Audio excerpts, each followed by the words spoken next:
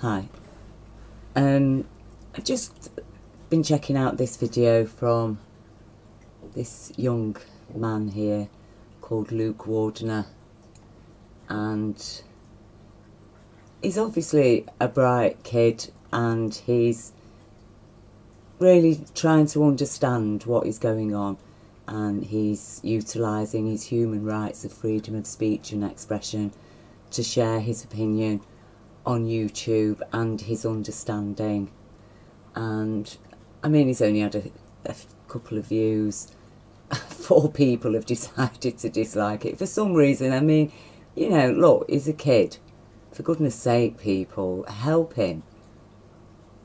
These judgments, honestly.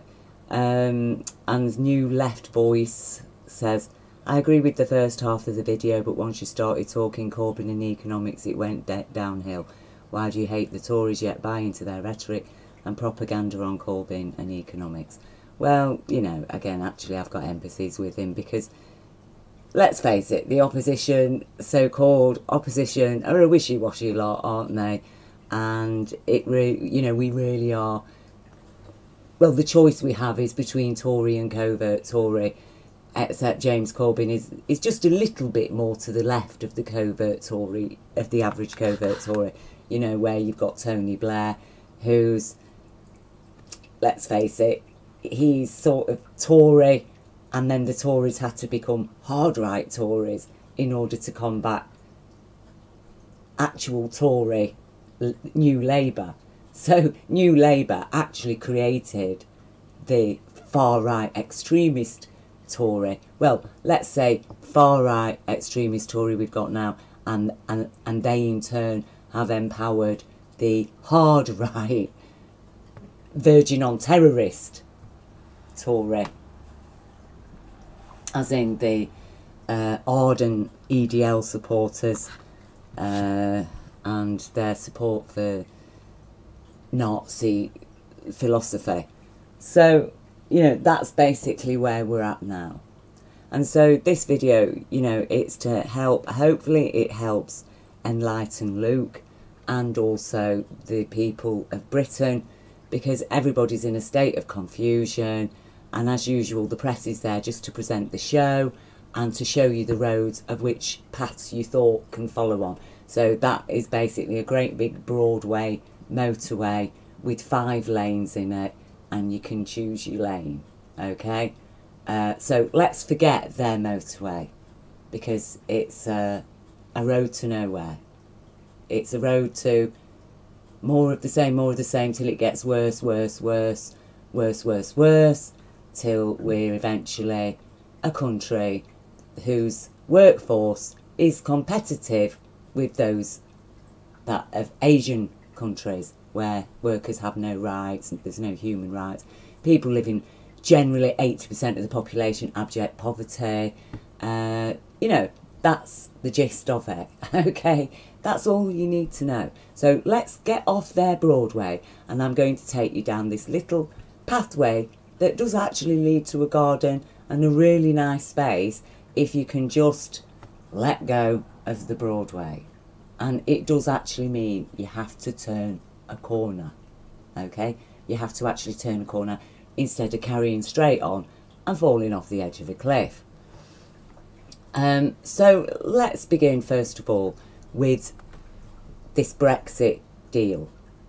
Now, what people do not seem to have grasped yet, and which I've tried to share in quite a few of my videos I made on Brexit over the last couple of years, is that the referendum was not granted, was not given to us because the British people asked for it. We did not ask for a referendum on the EU. There's always been grumblings about the EU and Brussels and blah, blah, blah. But the majority of people were actually too busy trying to survive in economic crisis and being, you know, swayed one way or the other by whatever media is bombarding them and that they feel most, that seems to speak most to them personally, that seems to support their ideas, whether they be hard right, far right extremism, Tory Labour, or a bit left Tory Labour, or going all the way back down to the far hard left, which is almost, well, which actually there's no difference between them, is they from a hard left, hard right, and let's face it, the ultimate conspiracy plan is that the whole of the world will be living under the dictates of corporate communism, okay, where the corporation owns everything instead of the state, and nobody's allowed to have their own little private businesses, okay, because everything's going to be provided by the corporation. And so you basically got corporate communism and socialism for the top tiers. Oh, they're okay, you know, because they're okay to be independent businesses in the sense that they'll have shares in all these corporate entities that are controlling everything. So it's a nice little pie, keeping the rich and powerful floating on a cloud, and meanwhile the bulk of the global population, no matter which national entity they are, all persuaded into following these hard right propaganda stories one way or the other, either fighting against it, fighting against each other, or supporting it, or, you know, trying to. And then you've got the few people in the middle who are just trying to stand up for their rights and for children's rights and the rights of earth and all this kind of stuff. Okay, so, and they are a very much silenced voice, really, in amongst all the warmongering and hate and fear mongering and everything else that is going on. Okay, so down this little rickety path, life, okay, the real path of life is difficult. And because we're an intelligent species, we try to create a world for us to occupy as our home, to be as safe and facilitating for you as possible. Okay, and at the moment, you know, our path is, well, nobody's been attending to it, you see, so it's a bit stony, it's a bit rocky, it's a bit difficult. It's not an easy path to take once you step outside of the mainstream narratives and you start to connect to the universal narrative, you know, the universe that created our planet and us and the sun and everything else. But of course, we can ignore that, can't we? We can ignore the higher intelligence that came through a person like Jesus, who then promptly gets usurped and put on a pedestal as the Son of God, when actually is a human being in connection with his universal consciousness. That created us and gave us universal law, which is to facilitate as fair a life as possible for humans within the context of a dynamic and ever-changing universe and planet, where all kinds of catastrophes and things can happen, life experiences danger. And so the whole point of the law is to minimise the dangers that we could pose to each other, you see. So there's a law there, you know, that says, look, everybody's got rights, you've got rights to respect, you've got rights to question authority. We can't have a situation where people are going to be put in prison because they're questioning authority, because then that's giving freedom to authorities to do whatever they like and actually live outside of universal law. Oh, wait a minute, that is exactly what's happening now. Okay, oh, what happened to all those rights we won? Oh, actually in Britain now, you can be put in prison for questioning authorities' actions and decisions. You know, like, for example, if you believe that the authorities are acting in ways that are putting children at risk, you see, you could end up in prison, and with your freedom, rights and freedom of speech completely taken away. As has happened to quite a few parents who have had their children, according to them, wrongly taken from their care. And when you look at the evidence, it's very disturbing. And it's very disturbing what's happening to the children while they're in care, who've been taken from the family home on grounds of a future emotional risk. and you witness the actual emotional damage the child suffers on being taken into care, and then the even worse damages that are recorded in social work records as to what happens to the children once they're in care. Like, for example, being found wandering along the North Circular Road at 2 o'clock in the morning, you see. So there's some serious problems going on, and we know that all of those problems are to do with greed and power, greed for money, and the power that the money provides. As in, you can buy yourself a politician, that politician can then make laws that allow you to benefit from lucrative tax cuts. Or they will allow you to make profits out of providing benefits to people. And one of the ways that you will up your profits is by, you know, sanctioning very poor people, just taking away their lawful entitlement because they were 5 minutes late or whatever. Okay. And, you know, I'll leave a link under here to a report, a recent thing, I think it was in The Guardian or The Independent, that's showing all the ridiculous reasons that British people have been denied their benefits for up to 3 months. So that means basically left penniless for up to 3 months, including single mothers with children who get a sanction for 3 months for being 5 minutes late to their job seekers interview. So these are the kind of things that have been going on. If you're poor and you're 5 minutes late, you need to be punished by the corporation. These are the corporate rules, you see. So British law, people have been talking about, oh, we're being ruled by Brussels. Really? Really? Oh, no, sorry.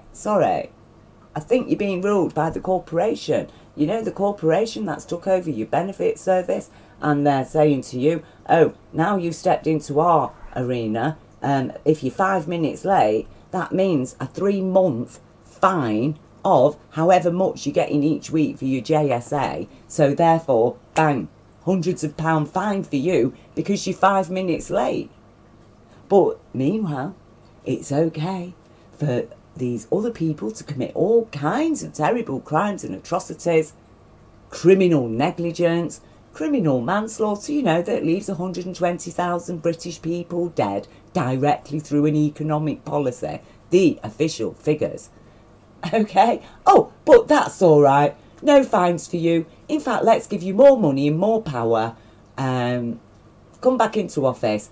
And now they're giving us a referendum. So, did people really believe for one single moment the average British worker, the average British citizen, did you ever believe for one single moment that this Tory government was ever going to do anything at all that was going to benefit the workforce? A Tory government that has openly stated they want to return to the conditions of Victorian Britain. Go and have a look at Victorian Britain. That countries like Asia are still trapped in when it comes to people's human rights and workers' rights and living standards and wages. You see? Oh, they're bringing us back to a standard of Asia, aren't they? They are taking us back to Victorian Britain to make us competitive with the workforces of Asia. Okay? Apparently, this is what we went through 2 world wars for, so we could live under the rule of corporate communism and corporate rules. And whichever workplace you enter, you're going to abide by their corporate rules. You see? Corporate rules that say, no, you can't have a break. No, you're not going to work for us unless you sign this piece of paper, basically saying, I hereby relinquish all my rights as an individual and will totally bow down to the will and rule of this corporation that I'm going to spend at least 8 hours a day working for. For the privilege of working for them and receiving a pittance of a wage, I am going to, you know, oh, but by the way, Brexit, if we have the hard Brexit, then pounds slashed in half. So wages slashed in half. Yeah, Not really thinking about that though, are we? Because at the end of the day, we've got to worry about all these immigrants that are just robbing us blind, haven't we? And destroying our culture. Culture. What was British culture?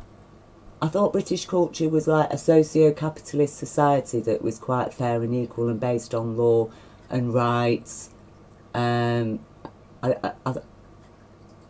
Immigrants were benefiting from it, so therefore we have to just totally delete it. Is that how it works? Oh, right. So we weren't ever benefiting from it at all then. In fact, we're better off without it, because in order to stop immigrants from getting it. Right, I see how that works. So I won't eat because actually these people that need a bit of that have come to the table to eat with us, and that means they're getting some of the food, so I'm going to get a bit less. So actually I think that we just need to stop eating. Right. But, you know, this is apparently logic. This is apparently logic. The logic that voted Brexit. Unwittingly, really, because don't forget, it was a consciousness people lied to. People fed all kinds of fears, as Cambridge Analytica openly stated. You know, we feed on people's fear. Instill fear. Fear is the best emotion to get people voting on. Really, yeah. Fear, the best emotion to leave people psychologically unstable, so they make rash, dangerous, actually, decisions. So Brexit was not designed to deliver anything of value to the average British citizen. Brexit was designed, is purely, well, let's not call it Brexit, right, because Brexit was never on the table. The Tories didn't give us a referendum, actually, either to stay or leave the EU. That was not what the referendum was for. The referendum was for persuading people, coercing the public to vote leave in order that the government could then broker their deal. Okay, that is exactly what it was about. Now, Cameron had been trying to reform the EU in all kinds of ways, things like you know, abandoning human rights and workers' rights and environmental protection laws. You know, Britain successfully lobbied against fracking regulations that could have banned fracking in certain places, but, you know, and certain criteria that frackers had to abide by. Britain, with the help of, that actively persuaded other EU nations, notably Eastern European ones, to join Britain in voting against the government's proposed bill to regulate fracking, you see. So, they won there. But Britain was finding it very difficult to win on issues like scrapping workers' rights. And don't forget, they do include rights to retire with a pension, rights to sick pay, rights to maternity leave. Very important one for women there that nobody seems to be really talking about, because, let's face it, women, like children, they're just a minor concern, aren't they? And let's face it, not every woman is pregnant at every moment, are they? So, you know, we don't really need to focus much on that. Let's just focus on this battle between May and Corbyn. And let's criticise both of them. She's a criminal, he's crazy, he's actually verging on a Stalinist, and he's actually anti-Semitic because he's condemned the actions of his Zionist Israelis against Palestinian people. Apparently that makes him anti-Semitic. It's anti-Semitic if somebody is a Zionist Jew and they are murdering people and stealing off them, then that is actually a crime to say anything against them. So that's just another part of the general dialogue we just accept, don't we? You know, that's out there in the media. So, Brexit was all along, the whole thing, the referendum was designed in order to lead us exactly to the situation where we are today, and where Tories can get their deal, the deal that they were trying to persuade the EU to accept from within, so that every nation followed the Tory lead within the EU, that the EU suddenly said, yeah, all right then, let's totally abandon really our allegiance to human rights and workers' rights, you know, let's just all become corporate slaves totally and just bow down totally to corporate rule, you know. So David Cameron knew that what he was asking for was unreasonable, but, you know, there's no harm in asking, is there, in court, stirring up a bit of trouble at the same time, and then saying, well, all right then, EU, if you won't accept our proposals for reforms within the EU, then, you know, we are going to do those reforms just for Britain. And so that is exactly what they have done. They've persuaded British people to vote for a hard Brexit. Then in comes Theresa May, because obviously we can't have a hard Brexit because it's just going to mess so many things up. It's going to cause absolute chaos. The government will be in meltdown. It is going to cause madness. So it's like, well, yeah, we've got to have a deal, because no deal means this, this, this and this. You see? So what are you going to have? Hard Brexit or no deal? Either way, the Tories are quite happy. Either way, they get their reforms. Yeah, a no deal wouldn't be quite as favourable, because it does mean that a lot of their constituents are going to be losing their jobs and blah, blah, blah. So it's like, that could cause a few problems. But it doesn't matter, because the very rich tiers that have controlled and instigated all of this referendum in the first place and that want the reforms are the people who control the Tory party. You know, those people are not hoping to be re-elected, and they will basically own whichever politicians stand. So it always was for the Tory deal, the Tory deal. This is what was going to happen, and it was always about reforms. Okay, so let's have a look at what the EU were doing, okay, in from about 2013. So I've shared this link before. This is from 2017. Okay, they start to close in on tax havens. This one's again from 2017. From 2017, they name certain tax havens, including Jersey, and they put them on notice. Okay, and this is from January 2016, the tax avoidance, anti-tax avoidance directive. Okay, I'll leave you all these links so you can check them out. Okay, again, European initiatives on, and this is from 2013, okay, on eliminating tax havens and offshore financial transactions and the impact of these constructions on the Union's own resources and budget. So the EU, from 2013, the Tories knew that what was on the table, okay, and the major financiers in Britain who have been having a lovely time, especially people like David Cameron. I'll leave you my Gordon Bowden video.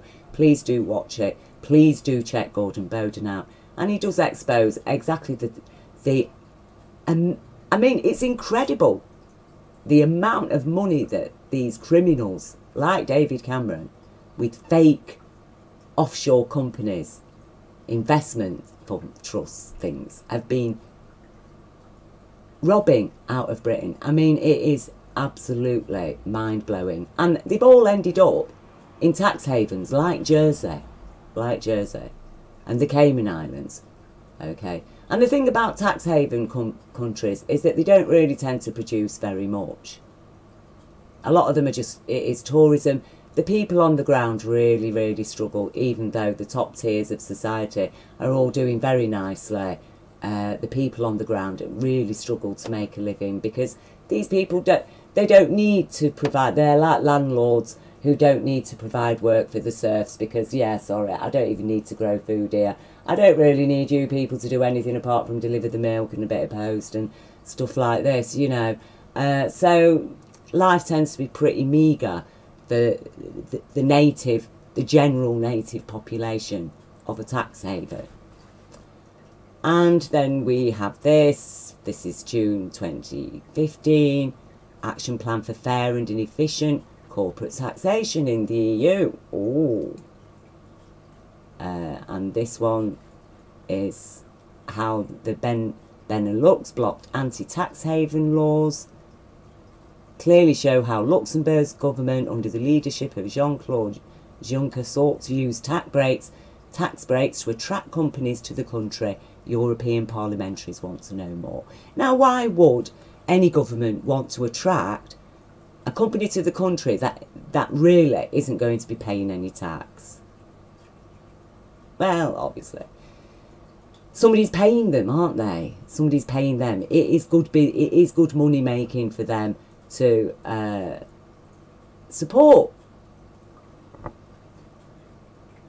companies that aren't going to pay much tax. EU considering a minimum corporate tax rate, and that's bad news for Ireland. Because, you know, is it bad news for Ireland? Does it mean that everybody's going to, all the corporations are going to flee now? Where are they going to flee to, I wonder? What, because they're going to have to pay a bit more tax? Oh, run away, run away. It's a shame, really, isn't it, that the British people can't run away when they're being asked to pay taxes. It's a pity that we can't run away when actually we're not being paid a living wage. So we can say, oh, sorry, no, we're all leaving this corporation we've been working for because they're paying us less than a minimum wage, or actually the minimum wage they're paying isn't even covering our basic costs of living. So actually, no, we're going to leave this corporation. And yes, thank you, welfare state, that our grandfathers and grandmothers suffered so much to provide for us. That's exactly what it's there for. So that we can say to the employers, get lost, we're not breaking our backs for you for a pittance while you grow rich and don't even pay any taxes. And funnel all our money and our labour, you literally drinking our blood. Or, in Gordon Bowden's words, extracting the urine out of us. Okay, so you can piss off, and we're going to claim our lawful entitlement to social security and have our rent paid and still have healthcare, still have enough to eat and provide our basic costs of living. And until you guys start paying us, giving us a fairer share of the money that you are making directly out of our sweat, blood, sweat and tears, okay, then we'll start talking. Oh, we haven't got a welfare state anymore. It's going to take you 10 weeks to get a job seeker's allowance. And you run a risk of being sanctioned at any moment for whatever. I.e., if you get knocked down by a car and end up in hospital for 2 weeks, your money will be stopped. You'll be on a sanction for 3 months because you failed to turn up to sign on, you see. Oh, that again, is a real life example. So now we've got this. Brussels in crackdown on double Irish tax loophole. Oh, all these people in Ireland, rich people who are making a double whammy on avoiding paying tax, avoiding paying their fair share to uphold the very society that provides them a workforce. You know, all those women screaming out in labour every year to produce the next generation who are going to be your bodies working in your whatever to provide money for you rich people. Oh, women who you don't even want to grant maternity leave to, and children that you don't even want to provide, really, even an education for. Shadow economy and tax evasion in the EU. Okay. 2014. Big studies, big studies on all of it. And here we go. Now we're getting down to the deal. The deal is, all right, yes, we still want to do some trade with Europe, but we're also going to do trade with America. We're going to have America chlorinated chicken, America Monsanto contaminated products that are banned in the EU, and we're going to have America as hormone injected meat, okay? And in return for that food deal with the USA, then we're going to invite American healthcare insurance companies to run and profit from our already run down NHS, which we've run down specifically for them so they can provide really a skeleton of a service. And basically we want them to try and keep healthy people who are of working age, children, but you know, anybody over in the 50s and stuff, yeah, you can wind it down for them. We're going to start winding it down for them, because otherwise we're just going to end up with this ageing population, because actually people aren't having enough babies. And it's not really a surprise because we've made it really difficult for them. So then we've got this Brexit Bill, a risk to your human rights. And as you can see here, May's Brexit deal quietly gambles with our rights at work. You see, this is what they have been politely pushing to the EU. That's why the talks have kept breaking down. That's why there's been so many problems, because the EU's been like, well, no, we can't agree to you abandoning all your workers' rights. No, we can't agree to you scrapping it. We can't trade with you if you're not going to uphold certain principles. So it's about whittling those principles right down to the bone, isn't it? The bare bones. Because we're not made out of flesh and blood, are we? We're just a skeleton. Whether you're for it or against it, everyone's thinking about it. Of course we're talking about Brexit, but did you know that rights you currently have are at risk as a result of the EU withdrawal bill? Yes, Minister, it is a human rights issue. A most serious threat, this is from Amnesty, to our human rights. So we're really here after years of misrepresentation, demonisation and untruths. Has the Human Rights Act had its day? Will the government turn its back on the sense of fairness we've aspired to since Magna Carta to say that some rights aren't actually for all of us? I hope not, but the risk of that happening is now very real. Our new Justice Secretary has made it clear he intends to press ahead in replacing the Human Rights Act with the British Bill of Rights. No, the missing word human. Yeah, the Bill of Rights. Do you have money? Oh, you have rights. Do you have no money? Sorry, you don't have any rights. That's it, isn't it? Written by the Tories. Written by the Tories. Yeah. We don't know exactly what that could mean, but we got some worrying insights last October. Take this line, for example. Limit the use of human rights laws to the most serious cases. Well, that's already happening now. That sentence could effectively gut almost everyone's ability to challenge decisions or laws that affect their basic rights. Would Jan Sutton's claims for better social care have been heard under this narrower definition of universal rights? Would Jenny and Tim's claims about their council's illegal surveillance have been heard? We don't know yet, but one thing seems clear. The proposals we've seen are not about widening our protection under human rights. They're about restricting our protections, wrapped up as a gift of freeing the system from the trivial, yeah, you know, trivial little things like a child's right to justice. Okay, a trivial matter, and you know, children are, after all, only a minor concern, aren't they? Because they are only minor human beings, because we're all quite happy to live with that legal definition of our children as a minor human being. And it seems to me that until we remove that legal definition of a child as a minor human being, then nothing ever really is going to change in this world. Because they can make any decisions they like, regardless of how it affects children, because children aren't very important people, are they? No, they're minor human beings. And it looks like we're not even going to have that privilege of being a human being, because we won't have any human rights. So, to come back now to Luke, I hope Luke understands the real picture, not the mainstream narratives and all the little beep, beep, beep, beep, beep, beep going on between people who are so caught up in the thick of it that they can't really see the wood for the trees. I hope he understands that this is an attack. The Tories have been attacking our human rights. They have collectively, that consciousness, been robbing our country for years, decades.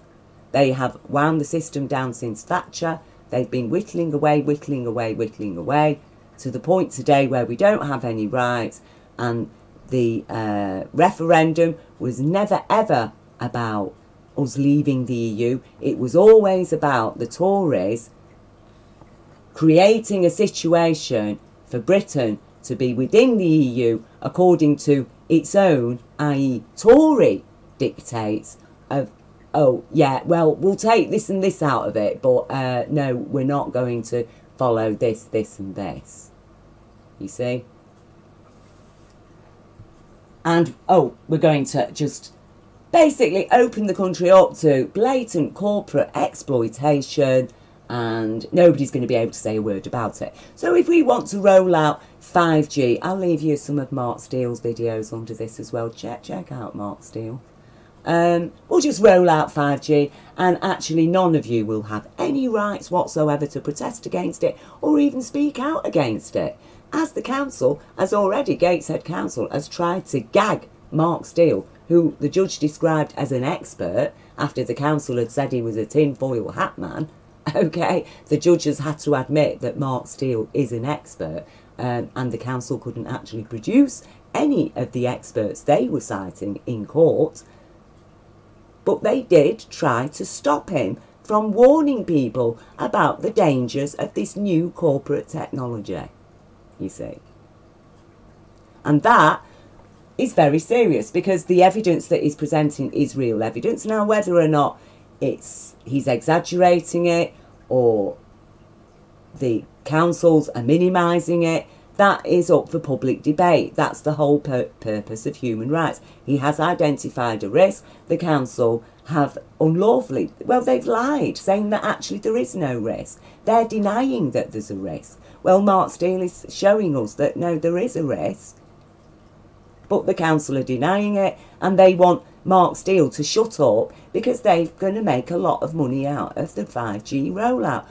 There's a lot of billions available. So it comes to the world that we're living in of people who have just solely got their eyes on the money, and then the people who are expected to create and provide the money and keep the world going and the whole system going for these people to have their comfortable rides in, because they've got all the money.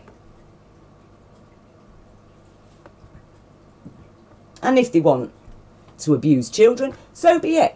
If they want to have slaves, so be it. If they want to go and bomb some people in some country because they voted for a socio-capitalist system and stood up against the corporate capitalists, like they've done in Venezuela, or they've tried to do in so many countries that have ended up then being attacked by the corporate militaries,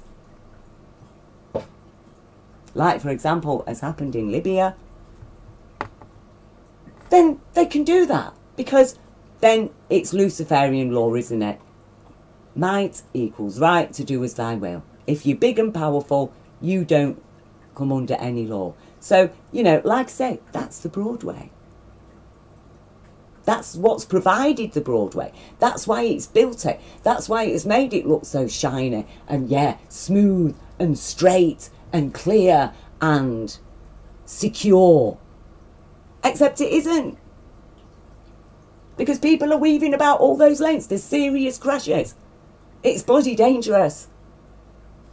You're better off going down the windy road with its 2 lanes, and, yeah, you have to take care. You have to show caution. You have to be respectful. You can't go speeding around. It's a bit slower, but actually better quality time, better quality journey, lots of nice stops along the way, not as much risk to your life, and it actually takes you somewhere.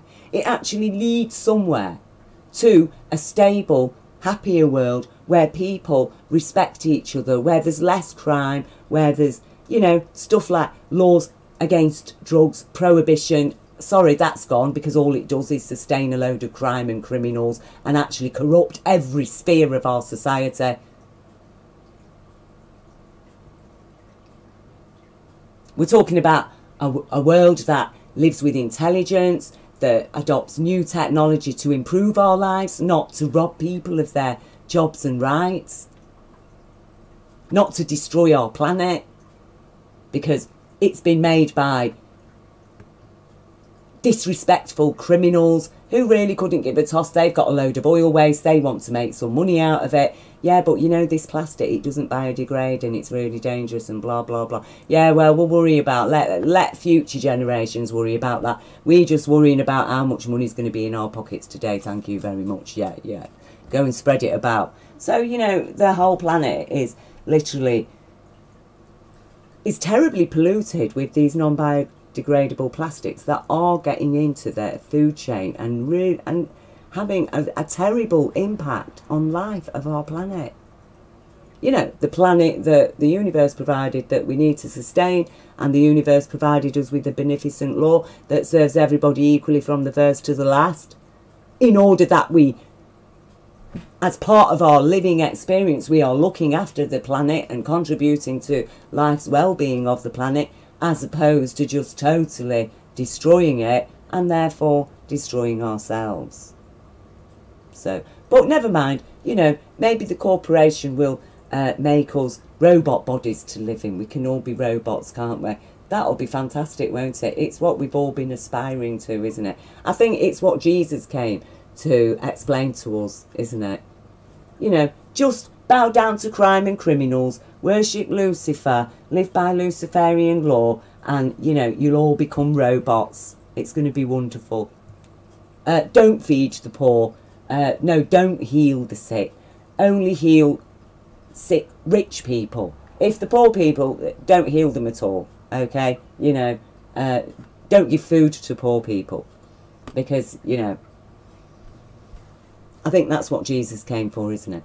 So, it could arguably stated that Theresa May's Brexit deal is, well, the Tory party literally are the Antichrist, aren't they? That have spawned fascism, which they can hold their heads up high and say, oh, but we're not outright fascists, you know. But they are, because we know that Margaret Thatcher exactly adopted the policies of Pinochet, applied the policies of Pinochet to Britain. She did it. She did it. Go and check it out.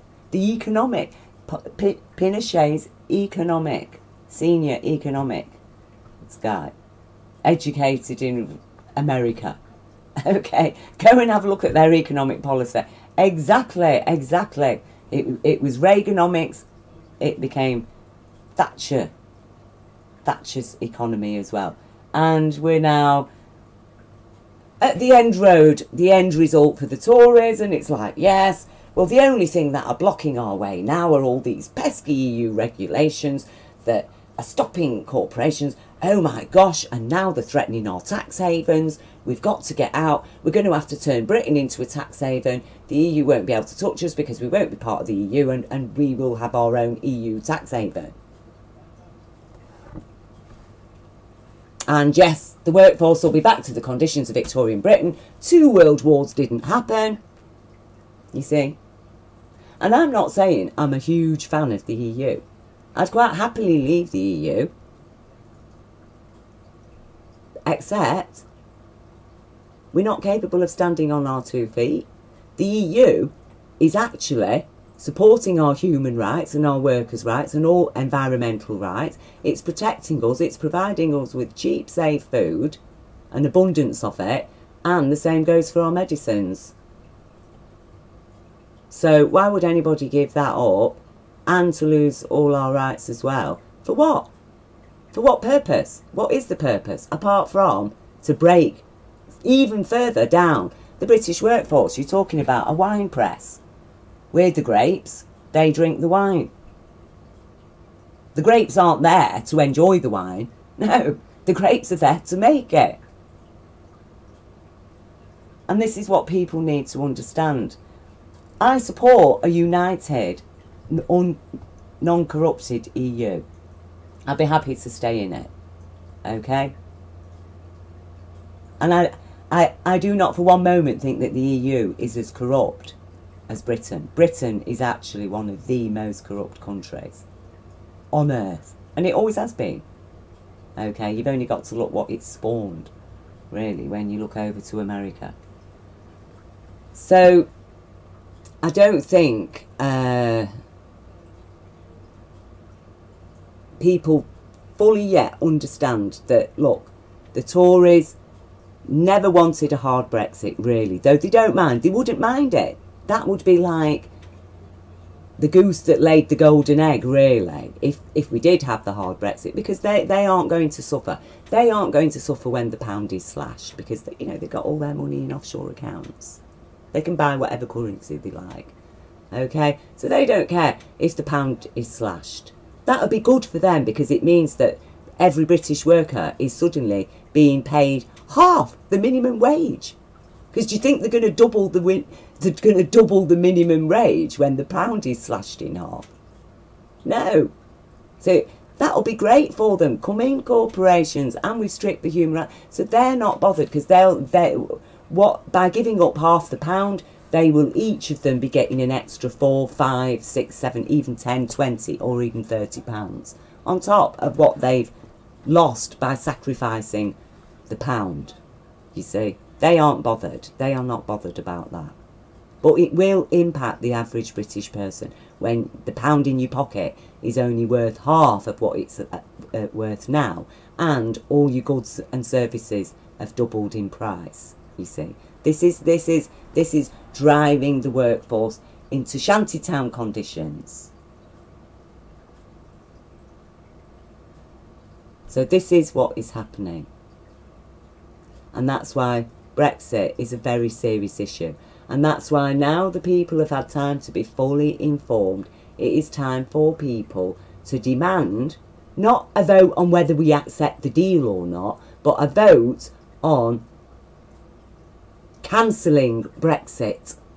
Because that's what we need to do. We need to cancel it, and we need to tell this government that, I'm sorry, we are keeping our human rights, we are keeping our workers' rights. You are not going to turn us into a corporate communist state. And we fully support the EU's investigations into your tax havens, and we really would like to follow the crimes and the criminals and arrest them. People like David Cameron. And that is what they're trying to protect now. Make no bones about it. That is the only reason why we have been given this disgusting referendum, which, like I say, nobody was asking for. So why was it given to us? It was given to us by Tories. Tories who all along knew that they were going to then get their deal. That's what we voted for, the Tory deal. Let's leave this EU deal that we've got now, our present situation in the EU, and let's alter it to the Tories' desired present situation in the EU. Okay, that is what we were voting for. All this vote, leave, remain, that's got nothing to do with that. That's got nothing to do with it. It was all about, it was the vote. Either we're going to have the Tory deal for being in the EU, or we're not going to have the Tory deal for being in the EU. We're going to stick with the EU deal. Now, if people are complaining our laws are being dictated by Brussels, really? What? So is it that terrible that Brussels is insisting that this government upholds our human rights and our workers' rights? Is that so terrible? Shall we have sovereignty then, so that the government can say, no, we're not going to uphold your workers' rights. You're going to live by corporate rule. And everything you do when you enter a hospital that's being run by a corporation, on government money and subsidies, and not having to pay any taxes, okay? You're going to operate by their rules. Otherwise, you won't receive any treatment. Human rights. No, your human rights don't come into it. You obey the corporate rules. This is what is going on. This is what is going on. If you thought the EU was giving you a slap in the face, welcome to the kick in the head. Okay? You don't like a little tap on your face because it's like, hey, you're not allowed to ignore human rights and workers' rights. You don't like that little tap, the British people of Britain. But get ready for the kick in the head from the corporation if you break one of their rules. You broke our rule. You signed on 5 minutes late. No money for 3 months for you. That's reality. You're doing a job for the corporation. You don't like it. You don't do exactly as we tell you. You make a mistake. Bang. fired. Go away. Oh, how are you going to live?